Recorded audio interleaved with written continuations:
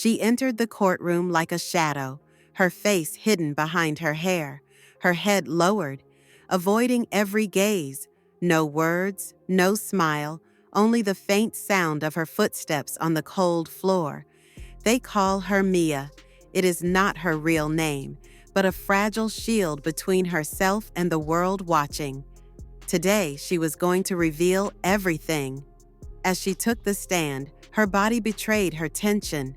Shoulders hunched, voice barely audible, she kept her eyes down, as if afraid to awaken old memories. Before the jury, it was not a strong, confident woman who spoke, but a broken survivor. Mia described a world where horror had become routine. She spoke of Sean Combs, Diddy, not as the icon America admires, but as the man behind closed doors. She recounted how he would throw objects, slam her against walls, how one day he grabbed her arm and slammed it into a door. She spoke of sexual assaults, repeatedly, invisible wounds her silence carried for years. The room grew heavier with each word. Even the usually impassive jury seemed locked onto her trembling lips. Diddy, just a few meters away, scribbled nervously on a notepad, sometimes shook his head, but never looked up. Mia's testimony is a crucial piece in this sprawling case, not only to prove a pattern of abuse, but also to corroborate Cassie Ventura's claims.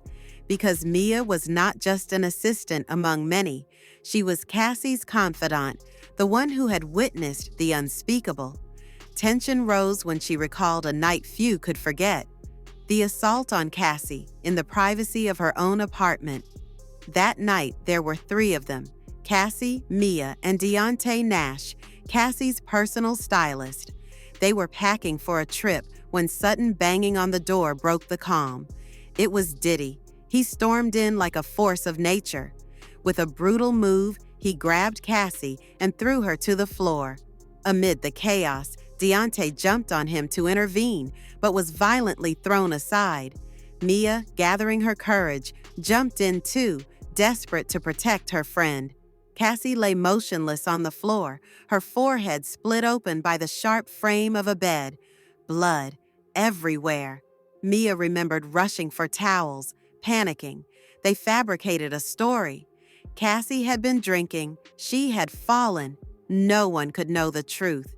At that moment, outrage filled the courtroom. Jurors scribbled furiously. Some frowned.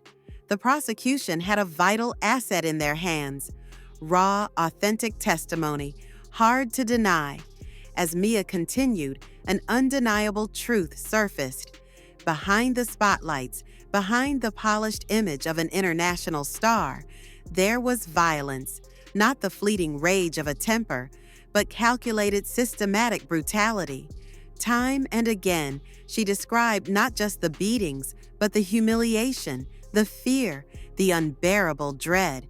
Her testimony was dense, and the prosecution took its time. Every detail mattered.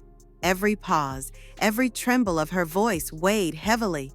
The prosecution, knowing what was at stake, aimed to complete her examination before the weekend. Time was running short, but the defense bristled at this urgency. Diddy's lawyers, Mark Agnifilo and Brian Steele, publicly voiced their frustration. They argued that rushing the testimony infringed on their right to a thorough cross-examination. For them, this was not just a trial. It was a war for every minute of courtroom time. The prosecutors pushed back. They weren't cutting corners. They were managing logistics. Witnesses were flying in from different states.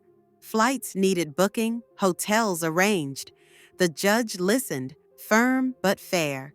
He made it clear no time limits would be imposed on the defense, but the schedule had to be respected. Meanwhile, the audience sat in tense silence. What Mia revealed was more than a story of violence. It was a glimpse into a system where fear, control, and silence reigned.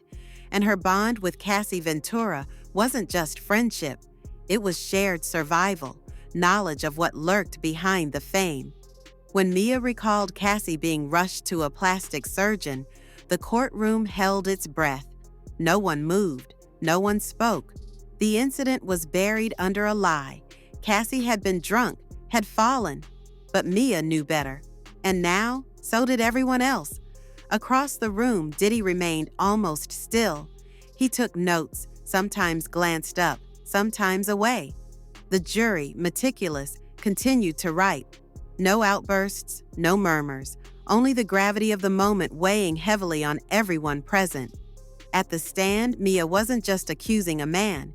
She was unveiling a system, a machine powered by fame, by fear, by complicity. Her testimony struck at the very foundations of the icon that Diddy once was. Soon, cross-examination would begin. Brian Steele was preparing. But for now, Mia had the floor, and her chilling, precise account left no room for doubt. As Mia stepped away for a break, Deontay Nash's name resurfaced. The stylist, a familiar figure in the backstage world of fashion, had also testified just before her, but the defense had no intention of letting him leave unscathed. Cross-examination began under the cold spotlight of strategy. Attorney Xavier Donaldson tried to undermine Deontay. He brought up Deontay's continued contact with Diddy years after the alleged events, text messages, condolences over deaths of friends. The message was clear. If Deontay had truly witnessed extreme violence, why keep in touch? But Deontay, composed, answered calmly, sometimes with a disarming nonchalance. Yes, they exchanged messages. Yes, he offered condolences. No, that didn't erase what he had witnessed. The defense pressed on a particular point: the freak-offs, sordid parties mentioned by Cassie. Deontay hadn't known about them until 2013, long after the alleged events. Why the secrecy between close friends? Suspicious? Deontay dismissed the suggestion. "We don't tell each other everything," he said simply. It wasn't betrayal, it was human complexity. Then came the bedframe incident. Again, the defense tried to weaken the narrative. They highlighted that Cassie's head injury was later explained as the result of drunkenness, not violence. Was this a lie or a survival instinct driven by fear? Mia's earlier testimony had left little room for alternative interpretations. The cross-examination ended tensely. Tight smiles, fleeting glances revealed the courtroom's charged atmosphere. Deontay Nash left the stand upright, silent. No triumph, no collapse, only the invisible weight truth imposes on those who carry it. Jurors remained focused, impassive on the surface, but behind their notes, the gravity of what they heard was unmistakable. This trial was not merely a battle of narratives. It was a plunge into the dark heart of an empire built on control, fear, and silence. The day neared its end. Mia would return. Cross-examination awaited. But already a crack had formed, and through it, the brutal light of testimony threatened to bring down everything Diddy had built.